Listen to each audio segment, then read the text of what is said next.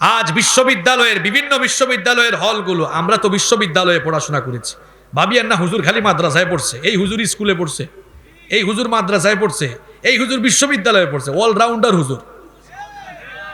বিশ্ববিদ্যালয়ের হলগুলোতে বিভিন্ন হলে গাঁজা রাস্তা না। কেন বিশ্ববিদ্যালয়ের হলগুলোতে গাঁজা থাকবে? বিশ্ববিদ্যালয়ের হলগুলোতে কেবল বই থাকবে, লাইব্রেরি থাকবে।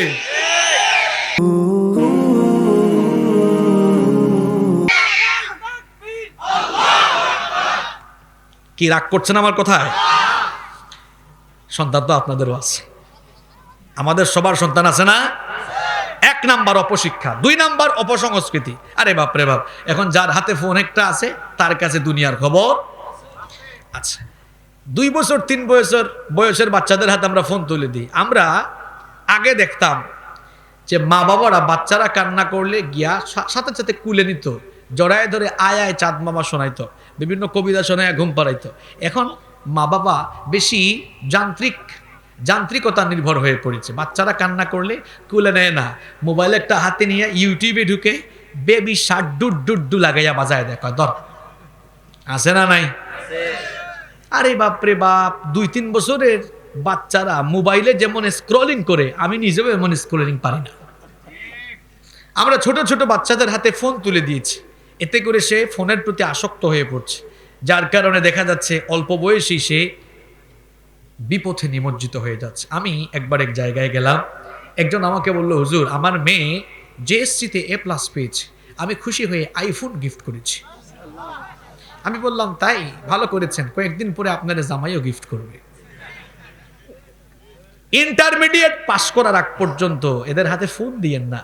হ্যাঁ, তাদের ফোনের দরকার, স্যারের সাথে অথবা তার অ্যাসাইনমেন্টের কাজে অথবা যে কোনো কাজে ফোন লাগতে পারে। আপনি বলবেন তোমার আম্মু অথবা আমার ফোন নিবা, কাজে লাগবে যখন নিয়ে কল দিবা, নিয়ে কাজ করবা, কাজ শেষ আবার আমার কাছে ফিরায় দিবা। আপনি যদি সচেতন না হন, আপনার বাচ্চা তো নষ্ট হয়ে যাবে। এজন্য আপনাকেই দায়িত্বশীল ভূমিকা পালন করতে। কয়টা কারণ বলছি? হ্যাঁ, 2টা, অপশিক্ষা আর অপসংস্কৃতি। ঠিক আছে, ওইটা ঠিক আছে। কোরআন ছাড়া বিরান বাড়ি, কলেজে বিশ্ববিদ্যালয়ে সব পড়ানো হয়। তাদের সিলেবাসে যদি কোরআন থাকতো, হাদিস থাকতো, গুনাহ হইতো না। আজ বিশ্ববিদ্যালয়ের বিভিন্ন বিশ্ববিদ্যালয়ের হলগুলো, আমরা তো বিশ্ববিদ্যালয়ে পড়াশোনা করেছি, ভাবিয়েন না হুজুর খালি মাদ্রাসায় পড়ছে, এই হুজুর স্কুলে পড়ছে, এই হুজুর মাদ্রাসায় পড়ছে, এই হুজুর বিশ্ববিদ্যালয়ে পড়ছে, অলরাউন্ডার হুজুর। বিশ্ববিদ্যালয়ের হলগুলোতে বিভিন্ন হলে গাঁজা রাস্তা না। কেন বিশ্ববিদ্যালয়ের হলগুলোতে গাঁজা থাকবে? বিশ্ববিদ্যালয়ের হলগুলোতে কেবল বই থাকবে, লাইব্রেরি থাকবে। আজ এভাবেই যুবকদেরকে, ছাত্রদেরকে ধ্বংসের দিকে নিয়ে যাওয়া হচ্ছে।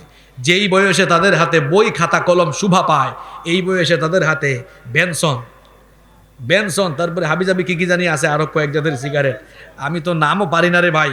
এরপরে আছে ইয়াবা, গাজা, খাজা গাজা, কত কিছু দিছে।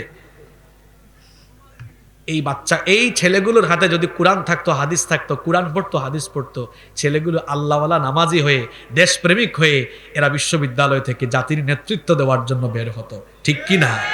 বিশ্ববিদ্যালয়ে চুরি চামারি করতে করতে এরপরে বের হইয়া চুরি চামারি আর ছাড়তে পারে না, আছে না না?